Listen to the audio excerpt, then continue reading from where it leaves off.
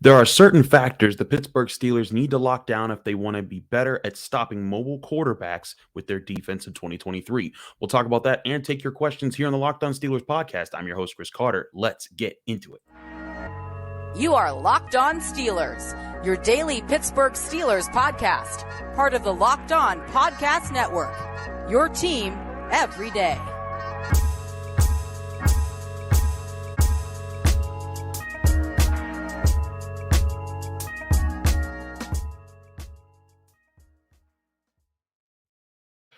Hello and welcome to the Locked On Steelers podcast. I'm your host, Chris Carter, bringing you your daily dose of all things on the Pittsburgh Steelers. As always, you can find this show on your favorite podcasting apps and on YouTube. Like this video if you enjoy it. Subscribe to this YouTube channel to get all of your daily Monday through Friday episodes, as well as our bonus content. We thank you for making the Locked On Steelers podcast your first listen every day, because we're your team every day. And today's episode is brought to you by LinkedIn. LinkedIn Jobs is here to help you find qualified candidates that you want to talk to faster. Post your job for free at linkedin.com/lockedonnfl. That's linkedin.com/lockedonnfl to post your job for free. Terms and conditions apply. We'll get to more on that later. First of all, I want to wish everyone a happy Monday, especially special shout out to our man Nathan Glass out in Los Angeles, California. Nate, Big Nate, we know that you're one of our OG Locked On Steelers fans, so big shout out to you. Thank you for always rocking with us. But I want to get to a topic here that I think is a little bit more important than people are realizing for the upcoming season. And we'll get into that more as we go through this first segment and a little bit over. But it's stopping mobile quarterbacks and getting ready for the more athletic quarterbacks that the Steelers are going to face this upcoming season. Now, we all know that this is important. Mike Tomlin has emphasized this, talked about how much they've studied it and what they need to do to keep getting better at it. We know that in this division alone, you're going to have to deal with Lamar Jackson, one of the best rushing quarterbacks that the NFL has ever seen. You're also going to have to deal with Deshaun Watson, who does like to run the ball when the opportunity is there. Joe Burrow doesn't do as much as those guys, but he will take off and use his feet when he decides to. It's something the Steelers have to be able to stop consistently this upcoming year, and we'll get to more on their schedule in a little bit to explain why that's an even bigger deal, I think, this season than seasons before. But let's take a look at their recent success record at stopping mobile quarterbacks. Well, part of it is a little bit murky if you look at the numbers. If you go back to 2021, just 2 years ago, when the Steelers' run defense was just getting run all over, they gave up the fifth most rushing yards per game to quarterbacks. Now, that doesn't tell the whole story, because teams were also just running the ball with their quarterbacks more on the Steelers in 2021. But one thing was obvious: they weren't able to lock it down as best as they had in previous years. But in 2022, that they came up a bit. They weren't the fifth worst in the league at stopping running quarterbacks. They were more in the middle of the pack. But one thing that did stand out was that they never allowed a rushing touchdown to a quarterback all season long. And they faced some pretty good ones. And granted, some of them did slaughter them because they were throwing the ball on them pretty well, like Josh Allen and Jalen Hurts.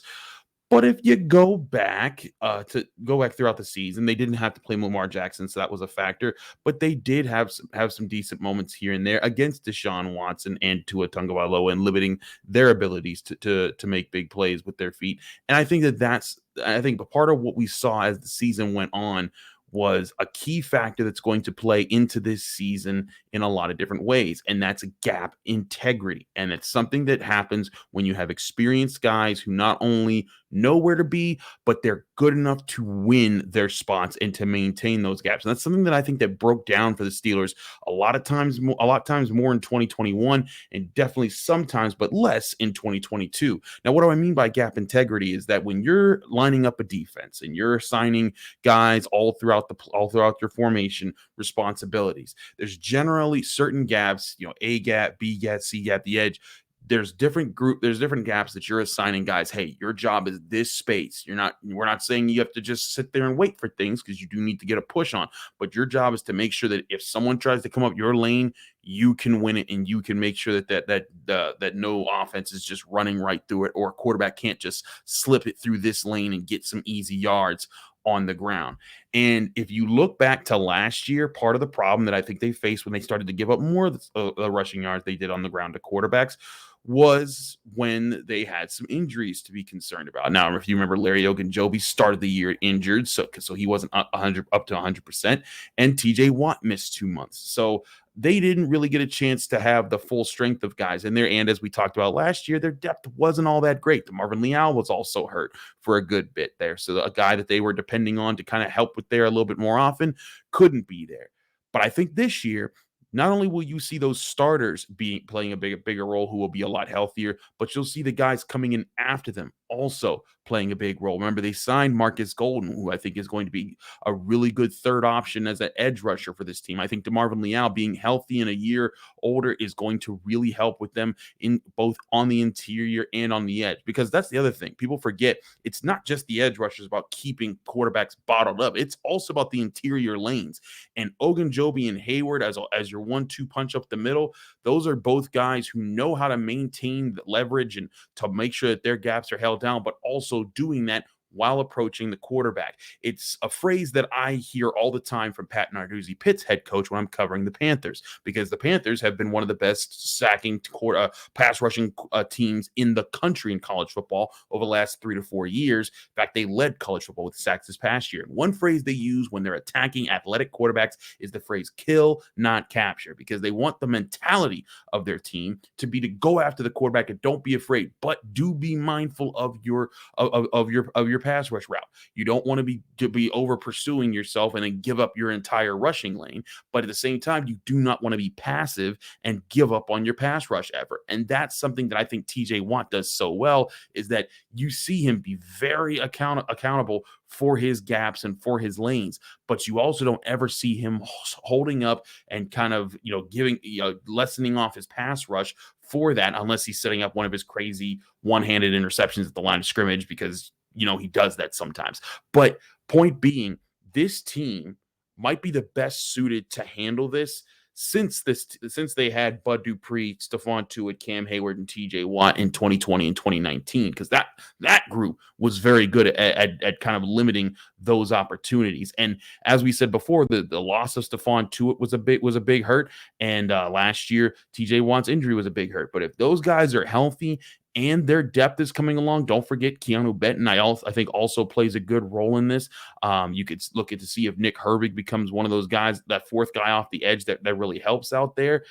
I think they're asking a lot less of your backups this year. They're asking them, hey, just fill in these key roles coming off the bench in this situation. But the third and fourth guys that are coming off the bench, whether it's Marcus Golden for the outside linebackers as an edge rusher, or Benton after DeMarvin Leal, or Braden Fajoko, or one of those guys up the middle, the Steelers have options to give their top guys breathers, and all who won't be as, I wouldn't say irresponsible, but they will be more talented at maintaining those gaps and maintaining that gap integrity to take on quarterbacks who want to run the football more. And that's something that's going to be huge in this upcoming season. I want to talk a little bit more about this and then get to a call that we got from one of our listeners here on the Locked On Steelers podcast in just a minute here. So don't go anywhere. I got a point that relates to the Steelers schedule and to a key position I've talked about a lot this year that I didn't mention in this first segment. We'll get to all of that in just a minute here on the Locked On Steelers podcast. I'm your host, Chris Carter. Stick with us. But first, before we do anything else, I want to talk to you guys about our great sponsors at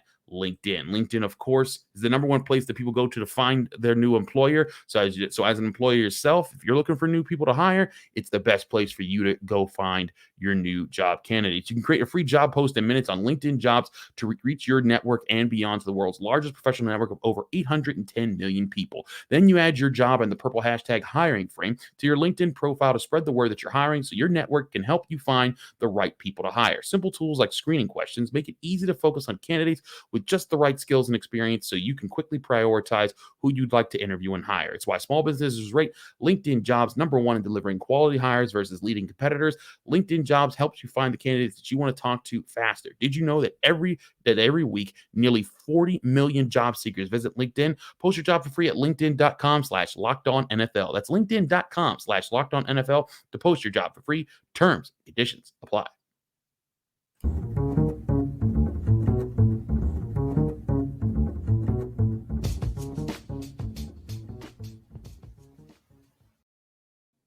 Back here on the Locked On Steelers podcast, I'm your host, Chris Carter. We continue with our topic here about stopping mobile quarterbacks. And I want to get to this because the Steelers are going to face a lot of them in 2023, and that's kind of important. But before I get to that point, the last position that I didn't address here that will play a big role in this here is a position I've talked about a lot, and that's inside linebacker, where the Steelers have let go of Devin Bush. They've let go of Miles Jack. They've now brought in Cole Holcomb and Landon Roberts. They still have Mark Robinson. They've hired a guy, Nick Kwiatkowski, who's kind of bounced around the NFL for a few years. They brought in this guy, Tanner Muse, but they don't have, they have two guys who are good run stuffers and good tacklers in Roberts and Holcomb, but they don't have that definitive cover guy. But still, in stopping quarterbacks, I think that it could be really interesting to see how Holcomb and how Roberts fit into that, because they seem like heady linebackers who play their roles well and understand their position within the defense. They may have limitations in coverage that may get them picked on a little bit, but when it comes to helping against the quarterback, these guys I think are going to be understand their gap integrity, how they play in behind that front that we've been talking about with Heyward, Ogunjobi, Watt, and Highsmith. And that's going to be just as big of a part as the front winning their matchups, is them making sure that behind that front they're accounting for gaps so that the quarterbacks can't break loose. And if you look at how those guys have done in previous years, Cole Holcomb, who did have a limited sample size last year because of an injury that ended his season earlier, only missed about 8.6% of his tackles. Now, that's not an elite number, but it's also up there within the top 20 of the NFL as far as rate wise of a lot of the major starting linebackers last year. That would have put him just ahead of guys like CJ Mosley and Roquan Smith, both who are pretty good linebackers in the NFL today as far as missed tackle rates. Landon Roberts, a little bit different. He missed 13.9% in there. Y'all know I just had to get my 13.9%, but really he missed 13.9% of his tackles in there. But I got to get a 13.9 in. Shout out to my boy Wes Euler out of West Virginia. But his 13.9% would have ranked a bit lower, but it still would have been better. It still was better than Devin White, Patrick Queen, Devin Lloyd, and other guys out there, Zaven Collins, other linebackers that people are excited to have on their rosters. And that's not great, but it's decent enough that I think that playing within the Steelers system, where they're going to have more bigger playmakers on their roster, like TJ Watt, like Cam Heyward, like Alex Highsmith, and even Larry Ogunjobi. With those guys there, those two linebackers aren't going to be asked to do as much, I think, when it comes to having to stretch so far out and make so many blockers miss just to make tackles. And I think that could potentially help their missed tackle percentages this upcoming season. Now, the question will be, though, how do they help against the quarterbacks? And that's going to be an ultimate challenge, because if you go back and you look at the Steelers' schedule, they're going to face quite a few of them. Now, week 1 against the Niners, we still don't know, how Brock Purdy will fare, injury-wise when training camp hits. But if they face Trey Lance, that's going to be one mobile quarterback. Deshaun Watson in week 2, he's another one. I don't know if CJ Stroud's going to be running the ball a lot for the Texans in week 4, but in week 5, it's Lamar Jackson time, and it's on as long as he actually plays, because he's missed quite a few Steelers games recently. But then look throughout the schedule, and you'll see a lot of games where they're going to have to be accountable for guys who may not be running quarterbacks the way Lamar Jackson are, but they're guys who can use their feet pretty well. Week 8 against the Jaguars, Trevor Lawrence, he's pretty good at running the football as a quarterback. Then you go to they face Deshaun Watson again in week 11. Week 13, you got Kyler Murray, who is very good at using his feet to extend plays and to make plays. Week 15, you get Anthony Richardson, who was a high draft pick this year by the Colts at quarterback because of his athleticism and his cannon arm, which is ridiculous. And even Geno Smith in week 17, he had some of the more rushing yards in the NFL last year at the quarterback position. And then you finish the year with Lamar Jackson. That's a lot of matchups where stopping mobile quarterbacks, guys that are athletic enough to use their feet and can do so in the right situations, is going to play a big factor. So again, my emphasis here is that the Steelers have to be ready to take on that challenge. I think that the front will be, But I do think that the linebackers, it's going to be something that they're going to be challenged on, and they're going to have to prove this year. And that may play a big role in some big matchups here that the Steelers want if they're actually going to push to be a playoff team or challenge the Bengals for the AFC North Division crown that they've held on to for the last 2 years. But again, I think that this team, with the way it's built, with the starters they have up front, and with the depth that they have behind those guys, and the experienced linebackers who they have right now at the position, they should be able to minimize this as a problem for the defense and be able to point to, is like, hey, you know what? As long as you stuff the run on first and second down and force it to be 3rd and 8 and 3rd and 9 more than 3rd and 4 or 5, you're going to put quarterbacks in tougher positions to make plays with their feet on third downs and to extend drives with their legs. And if you're holding down gap integrity, you're going to be able to bring the quarterback down more often. And I think as a team, it's going to make them a lot stronger against some of those rushing quarterbacks that can extend plays or just make plays with their legs there. So that, I think, is a huge factor here. But I'm going to have a little bit of fun with a little bit of thinking about this here, because we got a call here that I think plays in a little bit with who I'm talking about as far as what the Steelers need to do to add to their roster right now. And it was a friend of ours who's called into the show before. We want to get his question on here in a second, but it relates to my point that I've made all offseason long. The Steelers still needed another linebacker. And just check out Parker's question, because it's kind of interesting and will also relate it to the offensive side of the ball as well. Here's Parker from Indianapolis with a call-in question that you can call in at any time, 412-223-6644. Here's Parker. Hey, Chris, this is Parker from Indianapolis. I just had a quick question for you. If you could add any offensive player outside of a quarterback to the Steelers offense this year, who would it be and why? And for the defense, what player would you add that's in the NFL to make this defense the best in the league? Thank you. Thank you, Parker. And remember that you can always call in like Parker did to get your question on the air, 412-223-6644. You call in, give your name, where you're from, and keep your question under a minute. We'll try to get you on the show just like we did with Parker. And if you donate $10 to the Cystic Fibrosis Foundation with the link that we use that's attached to this podcast, or the QR code that's on your screen right now, you will be guaranteed to get your call heard right here on the air, because sometimes we can't get to them all, but we're happy to get to them when we can. So let's answer the first part of actually, we'll answer the second part of Parker's question. He asked offense first. I want to get to the offense in the third segment, but the defense, you know I'm going to point at some linebackers, because that's the big part of this defense that needs answers. I think everyone's excited about cornerback with Patrick Peterson, Joey Porter Jr., and Levi Wallace. I think everyone's excited at safety with DeMonte Casey and Minkah Fitzpatrick. And defensive line, we just talked about them. Edge rushers, we just talked about them. Linebackers, the one position.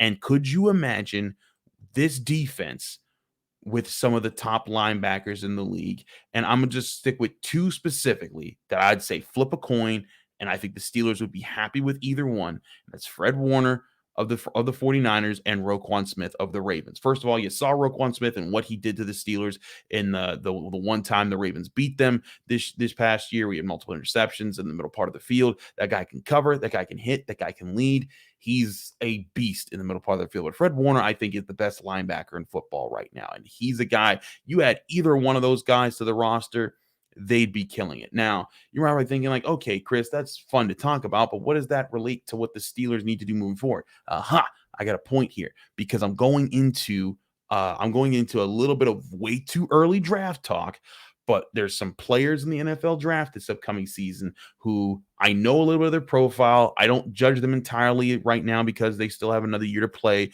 before they enter the NFL draft. But there's certain players there that I think could be really good Steelers in 2024 when they're making their draft picks. The top one that I think that everyone you might have heard of is Jeremiah Trotter Jr. Now, he's a linebacker out of Clemson. If you know one thing, he checks the Steelers box because he has family who's been in the NFL. His dad, Jeremiah Trotter Sr., was a Pro Bowler and an All-Pro linebacker who played in the NFL for many seasons. But Jeremiah Trotter Jr. projects to be the kind of linebacker that you want. He's smart. He plays the middle of the field well. He's competitive. He can beat bigger blockers and win at spots and run defense, but he's athletic enough to help against coverage, and even looks good in helping against coverage and understanding different coverage assignments and how to work against different players.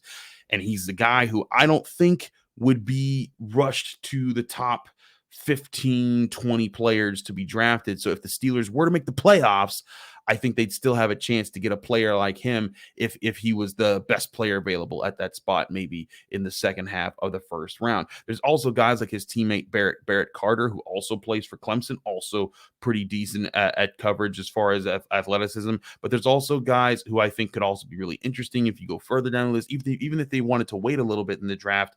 One guy, Smell Mondone Jr., he's a 6'3" linebacker out of Georgia who looks really fast on tape, and he can cover. Has really good instincts when he's playing coverage in the middle part of the field.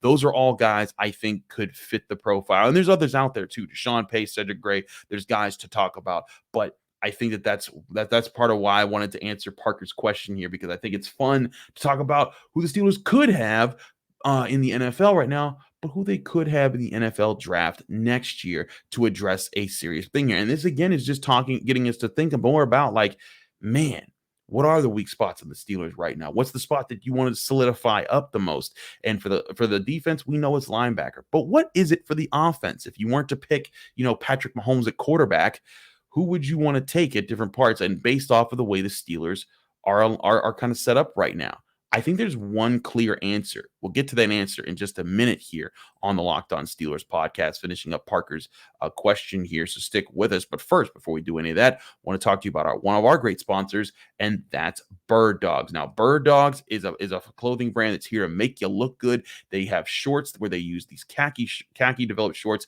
that are designed to fit slimmer on you through the thigh and the leg, giving you a truly sculpted look. Bird Dog shorts do the exact same thing as Lululemon, but they fit a lot better. They fit better than regular shorts, because a lot of shorts get made with stiff, restricting cotton. But Bird Dog fixes that issue by inventing cloud knit fabric that looks just like khakis but stretches so that you get a way slimmer fit without having to sacrifice movement. And we all know in the summer you try to move around. That is huge. And again, you're looking good while you're getting that extra movement. And it also comes with anti-stink sweat wicking fabric that keeps you cool and dry all day long. Go to birddogs.com/lockedonnfl to get a free Yeti style tumbler with your order. That's birddogs.com/lockedonnfl for a free Yeti style tumbler. You won't want to take your Bird Dogs off.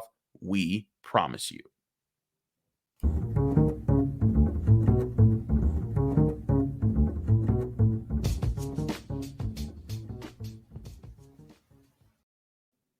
Back here in the Locked On Steelers podcast, I'm your host, Chris Carter. We're continuing our answer to Parker's question, who called in from Indianapolis. Thank you again, Parker, for calling in. Where you can call in at 412-223-6644. Leave your name, where you're from, and keep your question under a minute. We'll try to get you on the show.